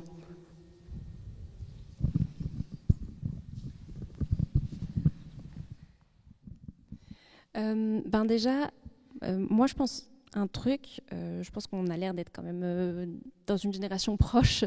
Je pense que, enfin j'ai vraiment ce sentiment-là que notre génération, c'est une génération de changement entre des choses qui étaient établies et des choses qui ne sont pas encore là. Et que du coup, c'est super, on a acquis plein de libertés et tout, mais on a tout à réécrire, on a des nouveaux codes à trouver. Et en fait, c'est difficile parce que c'est beaucoup plus facile quand le seul modèle que vous voyez, c'est l'hétéronormativité. On se marie, on reste avec la même personne toute sa vie. Et puis, si on a envie d'aller tirer son coup, on le fait hop, discretos, on va dans les maisons closes, dans ceci, cela. Nous, c'est. Non, mais je veux dire, le 19e siècle, confortable, quoi, voilà, on suit des chemins. Il se trouve que nous, on a fait péter. Enfin, nous, on n'a pas fait péter plein de choses. On a eu aussi des générations qui ont fait péter plein de choses. Et il nous arrive. On arrive voilà, dans un monde où on peut réinventer les relations, mais du coup, eh ben, on a beaucoup moins de codes, beaucoup moins de repères. Et je pense que ça vient jouer beaucoup. C'est là, c'est-à-dire qu'on est là, oui, on peut relationner avec une personne non-binaire, avec un mec, avec 3 meufs, mais du coup, comment on fait quand on est face à tant de liberté? C'est hyper effrayant, on ne sait pas trop comment faire. Ensuite, concernant le mariage, je pense qu'à une époque, le mariage était une institution qui n'était pas une institution d'amour, qui était une institution familiale, qui était une institution... Enfin, voilà, peut-être que d'autres personnes répondront mieux à ça que moi. Donc aussi, dans ces changements-là de génération, de se dire, mais en fait, on entre en relation pour autre chose que fonder une famille ou pour... allier 2 champs ensemble pour que ça fasse un plus grand champ. Quand on pose la notion d'amour, ben, il se passe quelque chose de nouveau. Et puis en plus, on se rend compte que l'amour, c'est peut-être fluide, c'est peut-être plus que juste rester toute sa vie avec la même personne.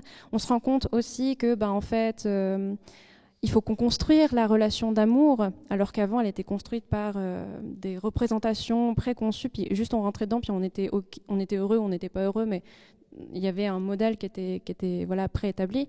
Donc tout ça pour dire, je ne crois pas qu'il y ait moins de gens qui s'engagent aujourd'hui. Je pense qu'on est moins contraints qu'avant, et que cette grande liberté-là, elle est super parce qu'on peut construire de nouveaux types de relations, mais qu'en même temps, elle est très effrayante.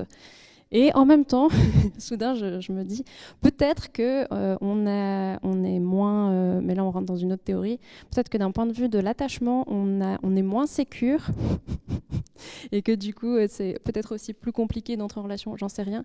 Mais par contre, il ne faut pas se désespérer de se dire, j'arrive pas à rester dans une relation, et moi je trouve qu'il faut plutôt le voir comme un truc positif et générationnel, ce qui est dur parfois, parce que quand on est nous tout seul dans la relation, on se dit, j'y arrive pas. Mais en fait, d'un point de vue générationnel, on construit le monde de demain avec des nouvelles modalités relationnelles, et ça c'est hyper beau. Oui, c'est dur, mais c'est beau. On a la possibilité peut-être d'aimer 3 personnes. En fait, je pense qu'on a la possibilité d'être beaucoup plus sur la vérité de qui on est, et sur la vérité peut-être du fait que quand je tombe fou amoureux de quelqu'un, ça ne veut pas forcément dire que je vais m'engager. Quand j'aime quelqu'un, ça ne veut pas forcément dire qu'on va réussir à co-construire une relation du quotidien. Et puis quand j'aime quelqu'un et que demain je rencontre une autre personne et que je l'aime, est-ce que je peux aimer les deux ensemble? Est-ce que je dois vraiment quitter une personne pour l'autre parce qu'en fait c'est le modèle? Voilà, en tout cas, moi je crois qu'on a cette possibilité-là extraordinaire de pouvoir construire de nouvelles choses, mais que ça fait peur, mais qu'il faut se faire confiance et se dire qu'on est les constructeurs, constructrices du monde de demain, et que c'est une grosse mission et que c'est difficile, mais c'est aussi ce que notre âme elle a choisi de faire ici et maintenant.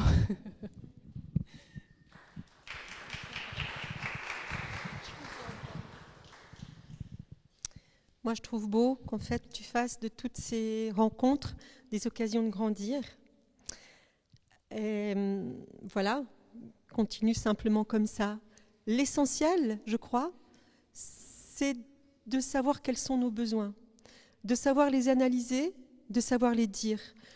Moi, j'ai un fils qui a 25 ans, avec toute une ribambelle de copains-copines de son âge. J'ai essayé d'élever mon fils de manière non genrée. Bon, pas très bien marché. À 2 ans et demi, il courait avec ses petits copains autour de la table en faisant pan, pan, pan. Et alors qu'il n'y avait pas de télé, il n'y avait pas de radio, rien, je sais pas compris. Mais je les vois avancer dans leur vie amoureuse avec la même difficulté qui était celle de ma génération. C'est quoi l'amour ? Et l'amour, nous, on n'a qu'un mot pour dire ça. Les Grecs, ils ont 7 verbes pour dire aimer. Et on voit bien toute la complexité. Quand on rencontre quelqu'un, on peut avoir du désir pour lui. Ça, c'est un verbe qui est traduit aussi en grec par aimer. Mais on peut aussi avoir de la tendresse. On peut aussi avoir de la boulée, c'est-à-dire avoir envie de le manger, comme disait Yumi. Mais on peut aussi avoir de l'agapé, c'est-à-dire le désir de prendre soin, de la philia, de l'amitié. Et toutes ces qualités d'amour différentes, quand on rencontre quelqu'un, eh bien, il est rare, et très rare, qu'on ait les 7 en même temps. Quand on y arrive, et ça je peux l'assurer à tout le monde, même aux jeunes de la génération qui vont venir, quand on y arrive, ça dure pour la vie, et peut-être même pour plusieurs vies. Mais, et je crois que ça on le sait, parce que les livres en témoignent, l'art en témoigne, la littérature en témoigne. Il y a des êtres qui ont eu la chance de se rencontrer comme ça dans l'ensemble de toutes les dimensions qui composent l'amour. Mais c'est rare. Chance à ceux qui ont eu, ces rencontres-là. Et pour tous les autres, mais c'est devant. Le plus beau reste à venir. Vraiment. Moi, j'aimerais aussi amener la notion de la représentation de c'est quoi une relation amoureuse réussie. Parce qu'en fait, on a comme ça beaucoup la sensation que si on s'est séparé à un moment donné, alors ça veut dire qu'on a raté la relation amoureuse, comme si ça effaçait tout ce qui avait été vécu avant. Mais en fait, à la fin, tout à la fin, il y en a au moins un des deux qui va mourir un petit peu avant l'autre. Donc de toute façon, à un moment donné, la relation, elle va s'arrêter. Et c'est pas parce que la relation elle s'arrête à un moment T que ça efface tout ce qui a été vécu avant. Et je pense que ça c'est très important dans nos représentations des relations puis de l'amour, de décorréler la longévité de la relation avec l'intensité, la réussite ou le succès, je sais pas comment on pourrait dire, de ce que ça a pu faire vivre, de ce qui a pu naître de ça. Parce que je pense que c'est un moteur de toxicité en fait dans les relations. Moi par exemple dans ma pratique je peux rencontrer pas mal de personnes qui viennent en disant ça fait 15 ans qu'on est ensemble, on va pas se séparer maintenant. Et puis si je leur pose la question mais ça fait depuis combien de temps que c'est difficile, ça fait 10 ans. Par exemple, je prends un exemple au hasard. Mais donc du coup, c'est-à-dire que parce que ça fait 15 ans qu'on est ensemble, alors ça devrait être une raison suffisante pour rester 15 ans de plus, alors que ça fait 10 ans qu'on est en souffrance. Peut-être qu'en fait, la meilleure manière de réussir sa relation amoureuse, c'est à un moment donné de réussir peut-être la relation amoureuse qu'on a avec soi-même, parce qu'on reste la personne la plus importante de notre vie, malgré toutes les personnes extérieures qu'on peut aimer. Et puis, se dire peut-être, si je souffre trop dans cette relation, ou si juste on n'arrive plus à cheminer réellement ensemble, alors peut-être que le choix de l'amour, c'est peut-être celui de la séparation ou du changement relationnel.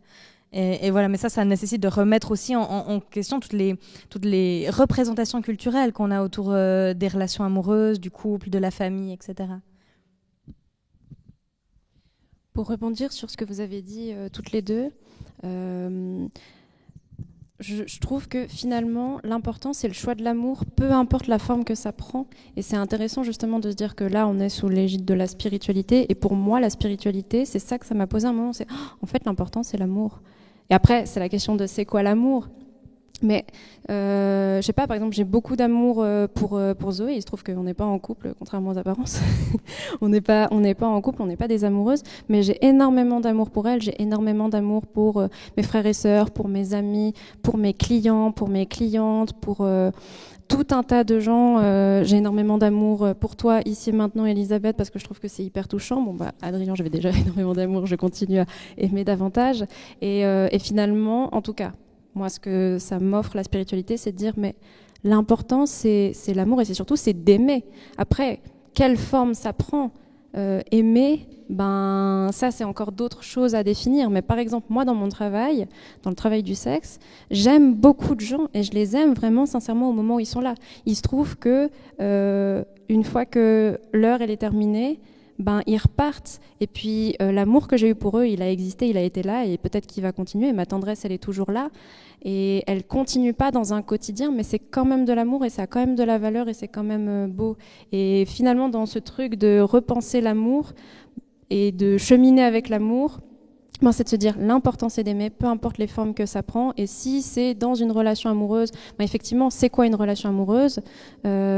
Si c'est sous d'autres formes, genre l'amitié, ça peut être on peut avoir des relations amicales qui durent toute une vie, et puis avoir plein de petites relations amoureuses et dire ah mais moi en fait j'arrive pas à aimer, j'arrive pas à être dans une relation à long terme. Si, c'est juste que c'est peut-être pas dans l'éros, c'est peut-être dans d'autres formes.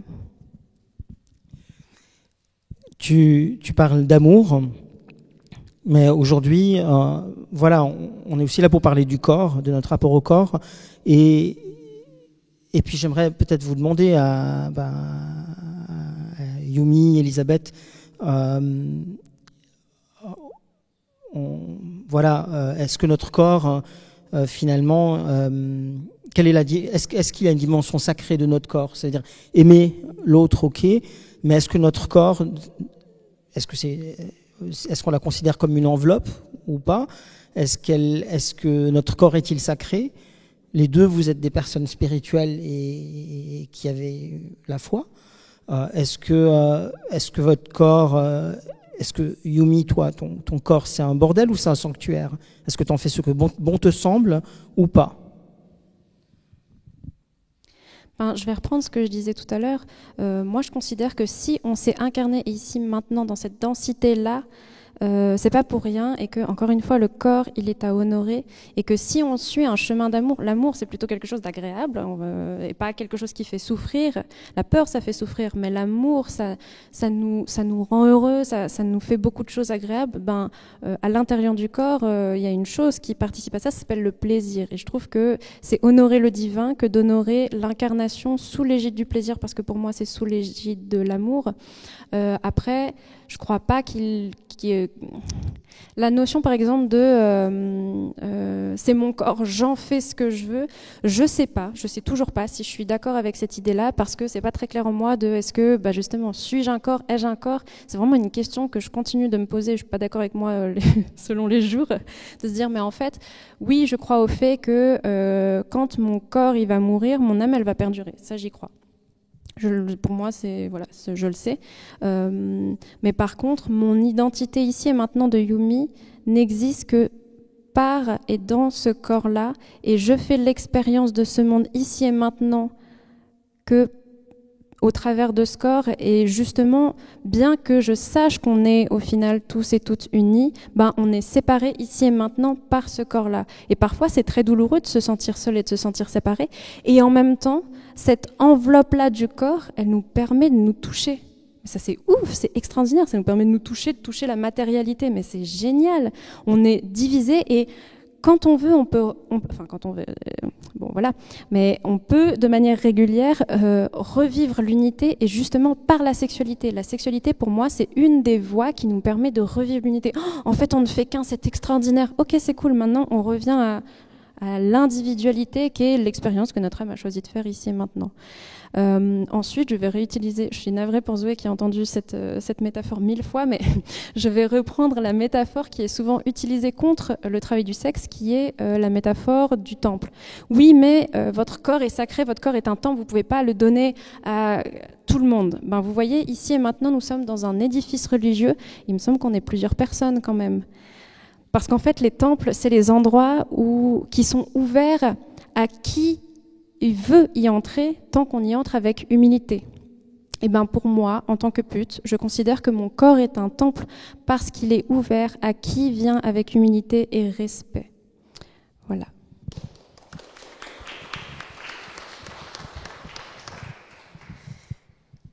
J'aimerais redonner la parole au public, simplement peut-être dire que je rencontre des gens en aumônerie qui ne savent pas ce que c'est que le désir, qui me disent « moi, j'ai jamais eu de désir ».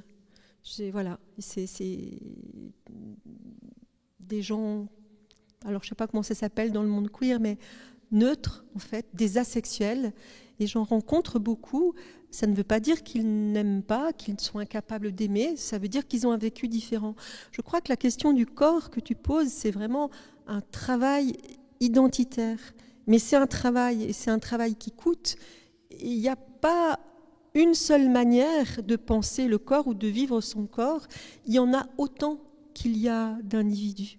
Et je trouve ça totalement magnifique et passionnant.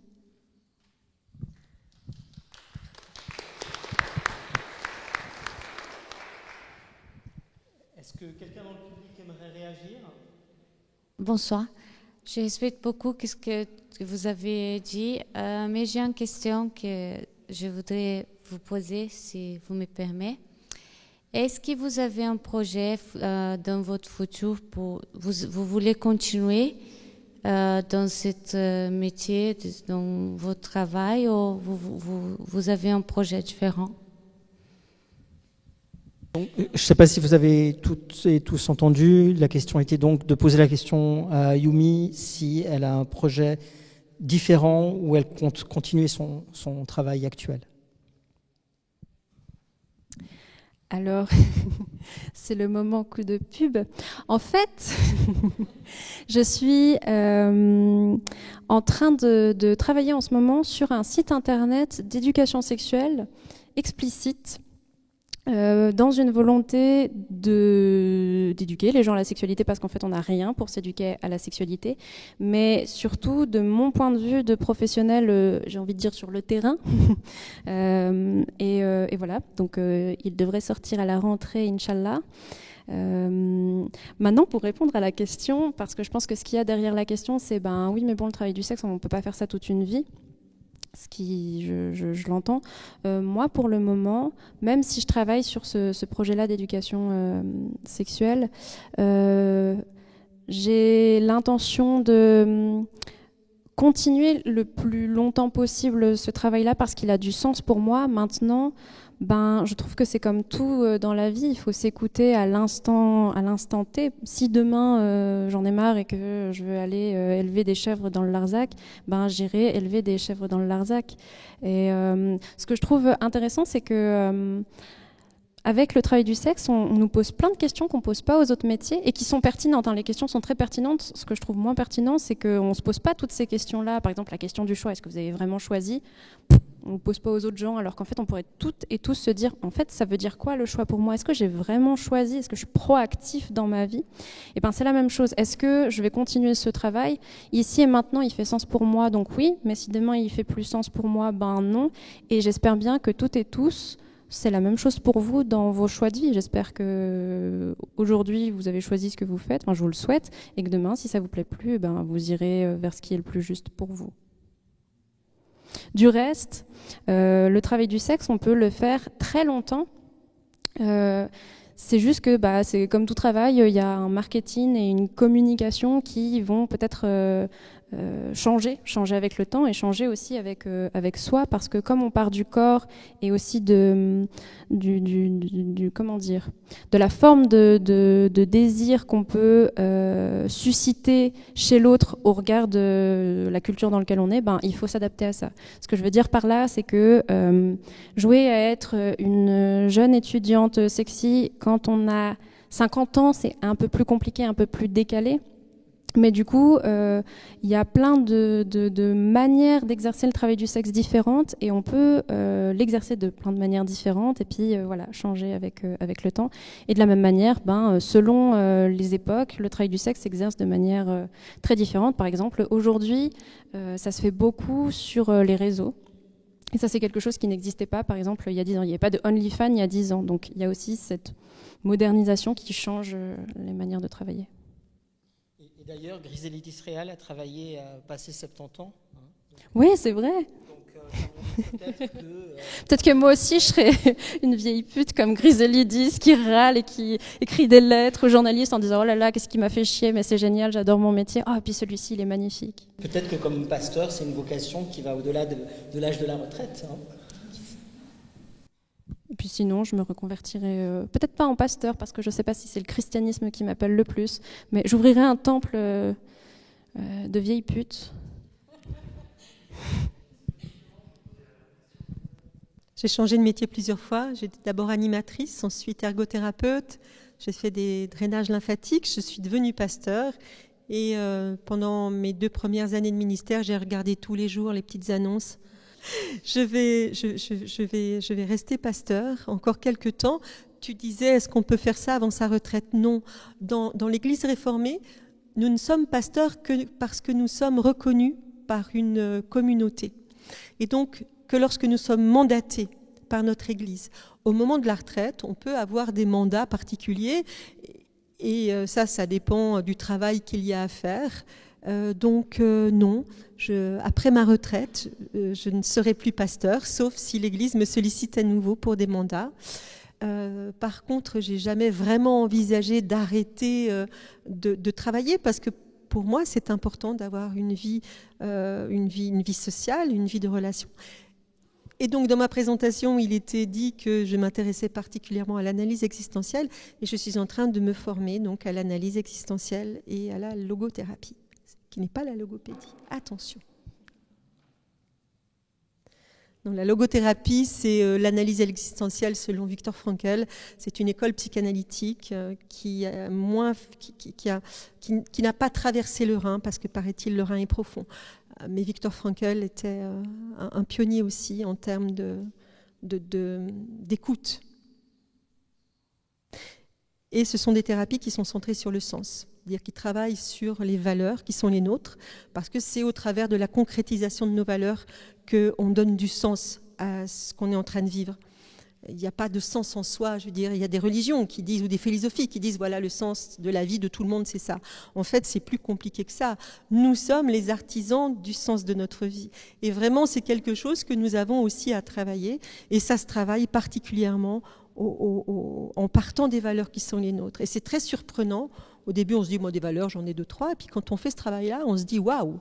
Et on arrive des fois à en avoir 132 en se disant, mais comment c'est possible? Eh bien, oui, c'est possible. Mais c'est un travail aussi.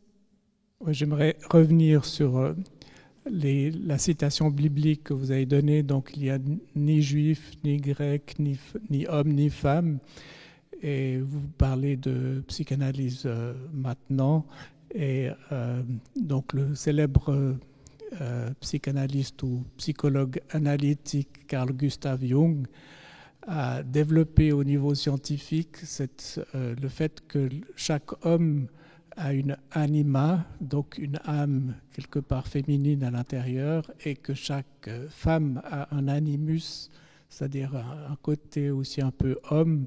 Et je me demandais si ce n'était pas une sorte de justification pour ceux qui sont queer, ou bien la non-binarité. Voilà.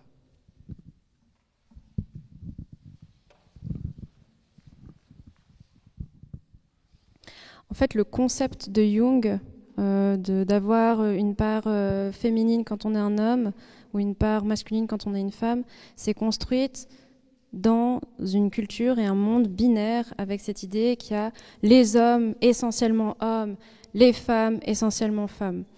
Aujourd'hui, ma génération, je pense qu'on sera assez d'accord pour dire que nous, c'est pas ça, ce qu'on pense, c'est pas notre monde. Notre monde, il est plutôt de dire, en fait, cette binarité-là est une construction, en fait, on est beaucoup plus multiples. Donc moi, par exemple, dire que les hommes ont une part féminine et les femmes ont une part masculine, ça ne veut rien dire, sinon une vision binaire qui n'est pas la mienne et pas celle de ma génération, pour la plupart. Et je pense qu'il y a un énorme gap générationnel qui se fait, qui fait qu'il y a des frictions, mais qui est un gap pas de juste avoir des idées différentes. C'est que fondamentalement, notre manière de concevoir le monde, elle est très différente.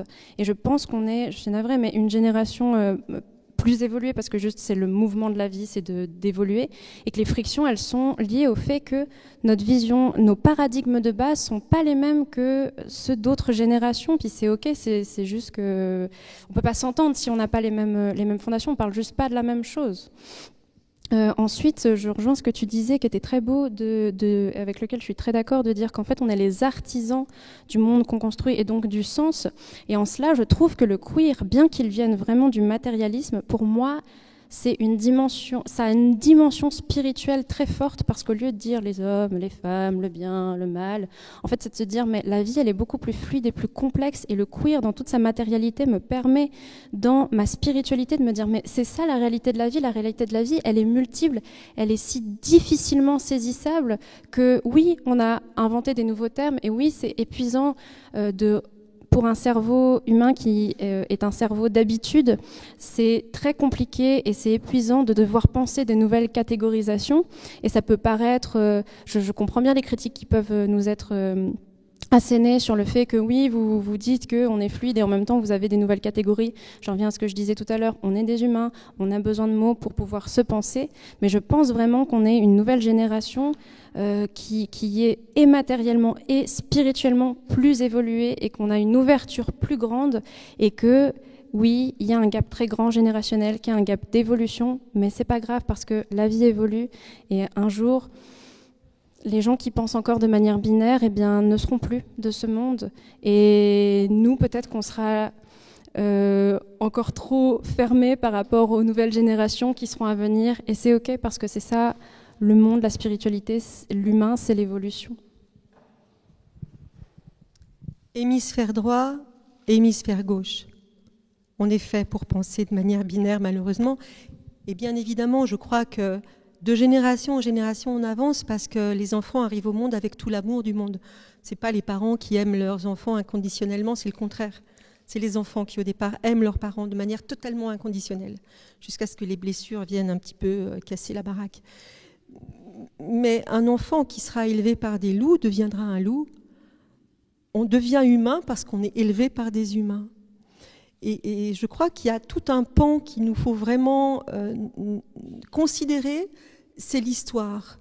Et l'histoire, c'est quelque chose de vraiment très important pour savoir d'où on vient. Ça nous aide aussi à savoir les progrès qui ont été accomplis, ce qui reste à accomplir et où on va. Moi, j'ai quand même été très consternée de voir que la jeune génération que tu dis si évoluée, elle a fait irruption à la faculté pour empêcher une conférence. Une conférence, je n'ai pas lu le bouquin, je ne peux pas dire qu'il est à chier, comme ça a été dit, ou que c'était de la merde, plus exactement, mais c'était un bouquin sur l'histoire du genre. Comment est-ce que finalement cette notion de genre s'est formée ? Et j'ai été très très troublée de voir que ces gens-là refusaient le débat en disant non, si on débat, ça fait exister la chose, on ne veut pas en parler. Moi, ça m'a ramené à des années en arrière.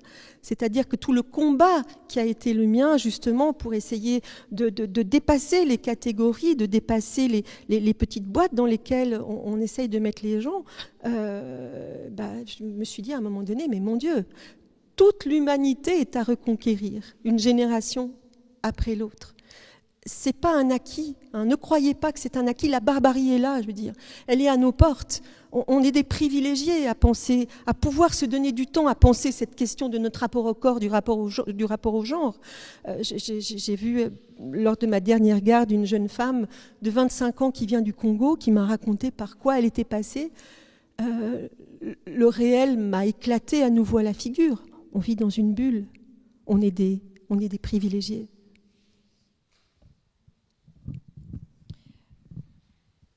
Bon, moi, je ne peux pas répondre, je ne connais pas assez Jung pour répondre de manière intelligente à cette question, mais par rapport au privilège, je pense que c'est aussi un privilège cisgenre et hétérosexuel que de pouvoir dire que c'est seulement de l'ordre de la pensée comme ça, parce que du coup, il y a cette urgence à l'intérieur de pouvoir se définir, de pouvoir exister.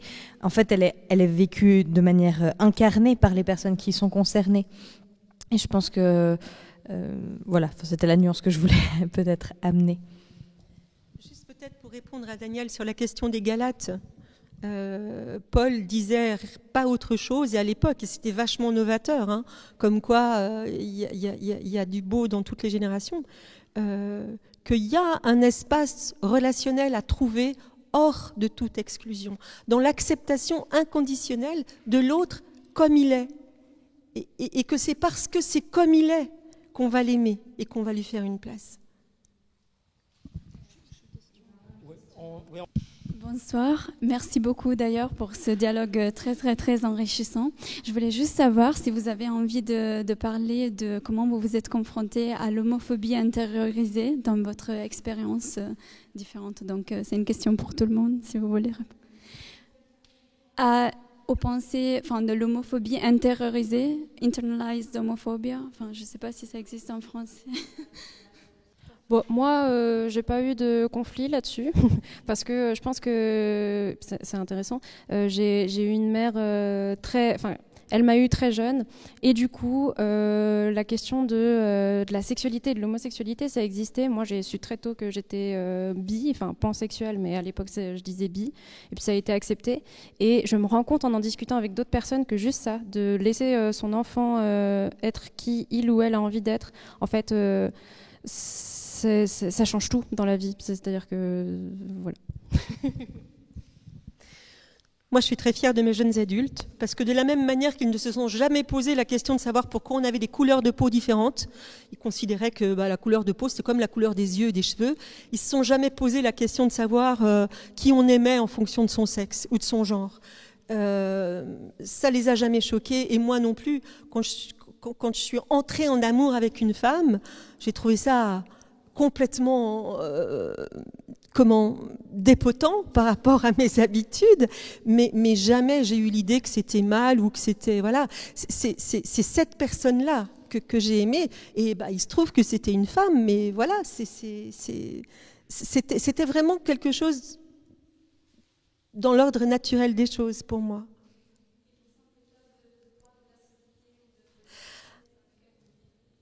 Alors ça, j'ai appris très jeune à m'en défaire. Et c'est un travail aussi, mais ça, je vous invite vraiment à le faire. Et c'est beaucoup Alice Miller aussi qui m'a aidée dans son travail.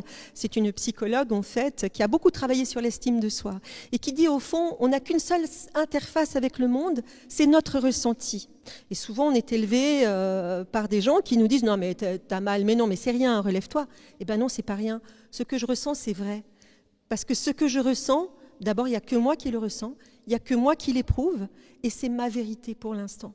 Et je crois que c'est ça aussi qu'il s'agit de travailler, et de se recentrer vraiment sur ce qu'on ressent, ma foi, ce qu'en pensent les autres. On a tous envie d'être aimés, on a besoin d'être aimés, mais il suffit qu'une personne soit de notre côté. Et si cette personne, c'est pas nous, ce sera jamais personne d'autre. Et je crois que on peut résumer comme ça ce travail intérieur. Il s'agit vraiment de devenir son meilleur ami, ou sa meilleure amie. On n'en aura jamais d'autres. Voilà, en effet, on peut les applaudir.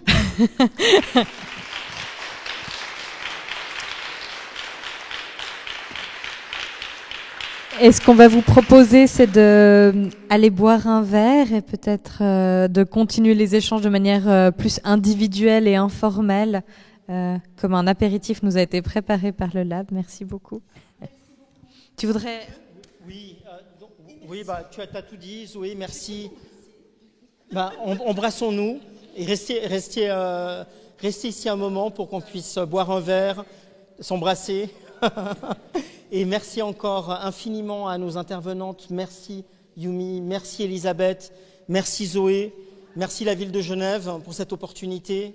Merci aussi à l'Église protestante pour ses locaux et de nous donner l'opportunité de pouvoir déployer ce ministère. Et merci à toute l'équipe d'organisation de cette soirée. Et puis passons encore un moment ensemble. Bonne soirée.